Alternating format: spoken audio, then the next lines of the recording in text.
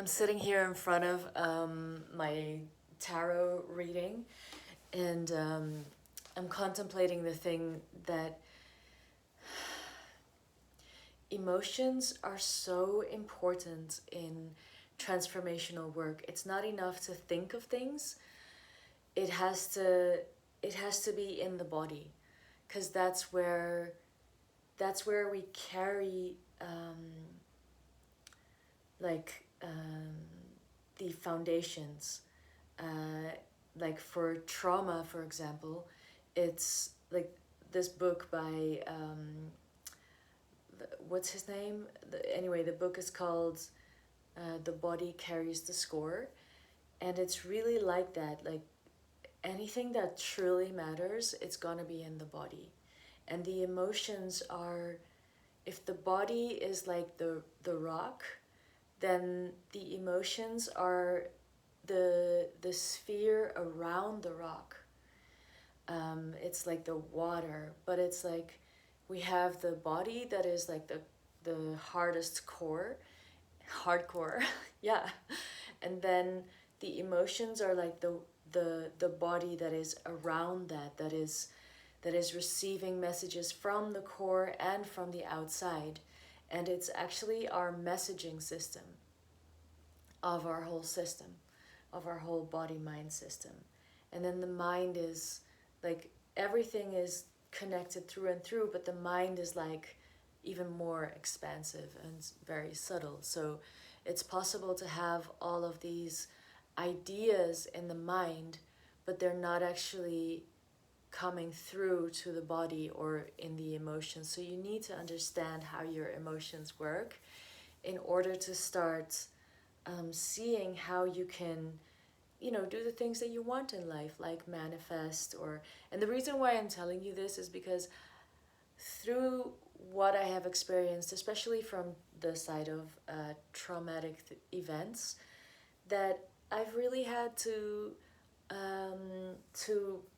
school myself and through experience understand how the system works. And I'm not like the most biggest expert on it, but I know like a lot. A lot. Just yesterday when I was doing the podcast, I was realizing like there is so much that I couldn't talk about because it asks for a foundation of knowing how all of these things work, like how important the emotions are. And that when it comes to conditioning, like in the podcast we were talking about, there's a lot of conditioning around age, especially for women. Like we will know, all of us, that women in conditioning can suffer from feeling less and less relevant as they age, which is just so stupid for the reality of what it is. Um, but to know that the emotions that come from that should help to decondition the person, because that's the thing with conditioning. It's like someone else's belief or truth that has been put over your own truth. And your own truth is always going to be the healthiest one. And if you don't know what your own truth is, how can you react to the world? How can you hold your own space? How can you move through the world without knowing your own truth? Like, if you don't know your own truth, then you're living other people's truth. That's the thing. That's the thing with the planet Saturn in the charts. It's like there are always going to be like the train is on the rails, and Saturn says like there are always going to be rails, like rules or rails, laws. And if you don't have if you've not identified and living your own like tracks, the rails, then you're living someone else's, because that's how that works. You're just going along with it. And that's what I had to think about. Like it truly is understanding our own mechanics before we're able to have any kind of say in our own energy. And I know that's kind of drastic to say it like that, but it's like there's many spiritual traditions that talk about this. Fourth Way does that as well. The idea of non-player characters is about that. The idea of some esoteric schools, like, do you have a soul or do you not have a soul? Or do you only have are you growing a soul? All those are, like, I'm just being very generalist here, but that would be about saying, like, you don't get to control any of reality or have influence, like you can have more influence on reality, on the matrix, on the patterning, which is in the matrix. Like the matrix is the thing itself, like like the big system, and then the patterns are like how the system works. So you are living a pattern, and therefore you exist. I know that's super esoteric, but the more you understand how your mechanics work, you are like, it's like you're living the energy of what you are with more and more consciousness. It's like you're understanding why this is happening, as opposed to this other thing when you are not conscious about it. It's the reason why when I engage with the things in my life, like the subject of codependency and talking about it here, I'm consciously engaging with the things that I'm discovering about how that pattern works. And therefore I have enough consciousness to start saying, oh, this is my participation in it. I have to understand that first. And then I can say I make a different choice, and then the pattern changes. And then I have a new pattern, and I might have to, get reacquainted with what then are the consequences there. So, having said all that, oh yeah, and as an in-between there, so why is it so important that that we don't judge ourselves so harshly, or how shame limits us so much, is because if we're not able to allow ourselves to be like good and bad, light and dark, and to start to understand that it's all a part of it. You don't want to try to be one thing or the other. You first want to recognize what's actually going on without needing it to be a certain way. And that then kind of takes the blinders off for you to see more of what is going on. So that's the reason why to not judge yourself too harshly. So that your nervous system can even allow for you to experience more of yourself, more of the ways that you might be creating pain in the world unconsciously, and or creating a lot of light and energy in the world for others that you might not even be aware of, because you're so focused on, am I doing the right thing, am I doing the right thing? And yeah, so like judging yourself in that way, I was just talking to someone,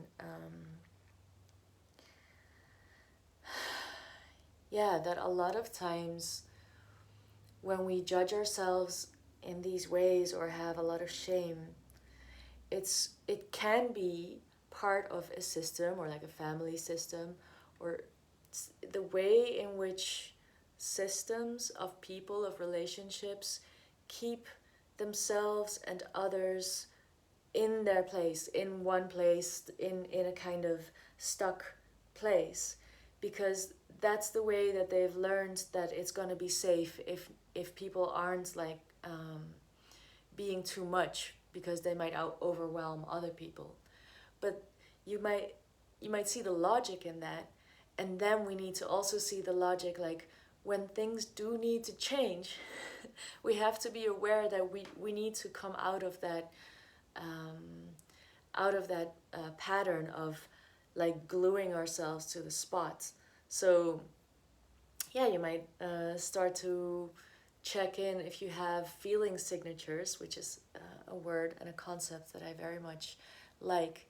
And a feeling signature of this could be whenever you have an emotion of like shame or judgment, start to look for the feeling signature if it's actually keeping your energy in one place, if it's like rooting you into that moment in time or in space. Judgment can be like anger, but not actually trying to change the situation. Um, Maybe it's anger and then walking away from the situation and knowing that you didn't change the situation. You're just waiting for the pattern to repeat itself later on, so then you will still be faced with the same situation but with different players. So that's how you can start to see, like, am I actually progressing the situation, or is this feeling signature showing me how the energy is staying in the same place? That's often when people also complain. It's like complaining is like, I'm not doing anything about it, but I want to bitch about it. And so you always got to be a little bit careful of there's an expression of like, this is the way I'm feeling right now, but you always want to like to like allow yourself to come back to that feeling and be like, okay, do I want to do this again? Do I want to go in the repeat cycle? Because if you do, then you're part of the problem. Right? Okay. And we always are. That's the secret. We always are part of the problem. And then we can progress and be part of the solution. The solulu. Okay. So I created this reading for myself, and the reason was that I'm posting every day because I have a really hard time of like keeping track of a lot of things, of what's going on and my thoughts, and then I create a lot of things during the day, but then my mind starts strategizing and being like, okay, you should use that for that and that for that and that for that. And I'm like, after an hour, I'm like, I even can't keep track of all those things. So I was wondering about if I can just grab whatever I've made and post, and grab whatever I've made and post. And my reading, I was feeling many things about this, and my reading showed me actually that is exactly the process. It's if I post every day, at least it's giving me structure, because it's just every day and I don't have to think about whatever's yesterday. And it would just make life so much simpler. And that's what the cards are saying. But they also showed me that there is also, this is probably also coming from pain. And that by doing this and like posting every day and just throwing everything else away, not looking back, it's allowing me to powerfully be in actions that is allowing this whole process of emotions to occur. And when the emotions of a process can occur, that is when things really shift. So I'm creating this little text about swamp creatures being like our monsters from our subconscious, from our subterranean like shadow worlds, all the things that we're like no, I'm not like that. That can't possibly be true about me. And like the things we judge towards, the outer world, and feel disgusted with, that is so hard to acknowledge that we have those parts inside, and the bigger our projections are, and the bigger our judgments are, the the the more energy it holds in our subconscious that can be turned like from shit really into gold, because there are parts of our psyche that are calling um, to be revealed. And the only way that we can do that is by accepting the holy mess of us. Um, and that's why I think in this time it's so like you're allowed to question every time you think someone's a guru, and it's like natural for us to pedestal people, so I'm not shaming that. But every time that we do that, the way we need those people to be perfect and like bless our hearts, yeah. But then we also get uh,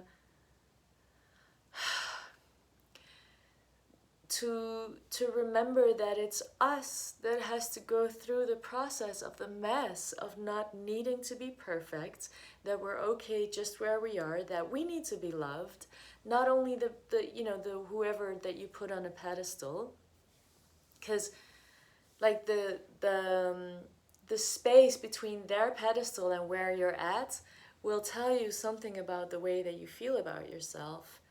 And that doesn't have to be shame necessarily. Like if it's a body image or something like that, a lot of people have that.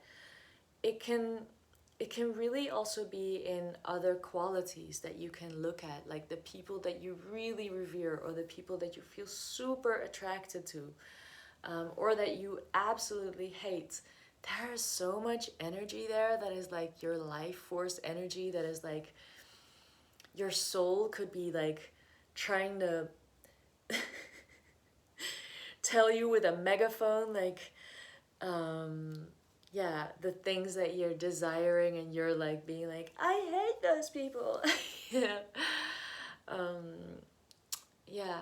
Or like qualities, like how people show up, and you might feel like I could never do that, and then but open yourself up to like what emotions, what feeling signatures do you have when you open up a little, like, oh, what if I did that, how do I feel when I think of that, and then start allowing your feelings to flow, your emotions, because that will like unpack your your genius. Like your genius is your code, and conditioning, that is the like the conditioning specifically of how this Western society especially, but like lots of societies are designed, is to keep you small, so that you're not questioning other people or others the system that is like enacting authority over you.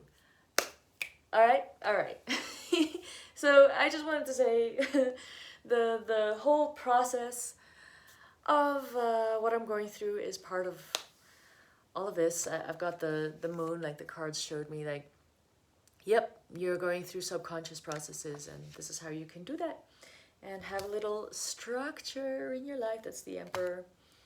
And it'll help clarify a lot. And the future for me is the King of Swords. Anyway, I'm going on and on. Today is really a mushroom day. I'm discovering. Yeah. I hope that you guys will love looking at the variables in human design. I talked about that in the video talking about variables, especially in the second half of that, because there's so much that your personality and your mechanics show you through the variables. So have a look at that, and let me know if I should do like a shorter video just about that. I know I should, but I'm like, every day is a new day. All right, bye. Bless you.